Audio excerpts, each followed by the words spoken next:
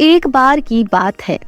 एक गांव में एक साधु बाबा रहा करते थे। पूरे गांव में वह अकेले साधु थे जिन्हें पूरे गांव से कुछ न कुछ दान में मिलता रहता था। दान के लालच में उन्होंने गांव में किसी दूसरे साधु को नहीं रहने दिया।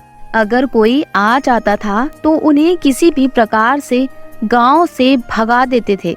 इस प्रकार उनके पास बहुत सारा धन इकट्ठा हो गया था। वहीं एक ठग की नजर कई दिनों से साधु बाबा के धन पर थी। वह किसी भी प्रकार से उस धन को हड़पना चाहता था। उसने योजना बनाई और एक विद्यार्थी का रूप बनाकर साधु के पास पहुंच गया। उसने साधु से अपना शिष्य बनने का आग्रह किया।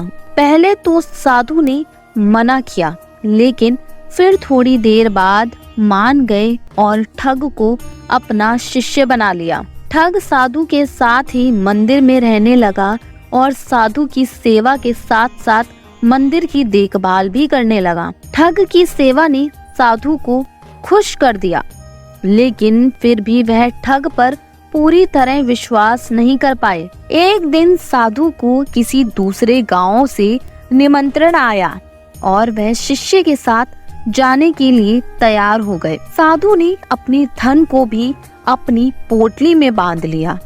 रास्ते में उन्हें एक नदी मिली। साधु ने सोचा कि क्यों ना गांव में प्रवेश करने से पहले नदी में स्नान कर लिया जाए। साधु ने अपने धन को एक कंबल में छुपाकर रख दिया और ठग से उसकी देखभाल करने का बोलकर नदी की ओर चले गए। ठग की खुशी का ठिकाना नहीं रहा। उसे जिस मौके की तलाश थी वो मौका मिल गया। जैसे ही साधु ने नदी में डुबकी लगाई, ठग सारा सामान लेकर भाग खड़ा हुआ। जैसे ही साधु वापस आया, उसे ना तो शिष्य मिला और ना ही अपना सामान। साधु ने ये सब देखकर अपना सिर पकड़ लिया। इस कहानी से हमें यह सीख मिलती है कि कभी भी लालच नहीं करना चाहिए और ना ही किसी की चिकनी चुपड़ी बातों पर विश्वास करना चाहिए। अगर आपको हमारी कहानी अच्छी लगी तो वीडियो को लाइक और शेयर जरूर करें।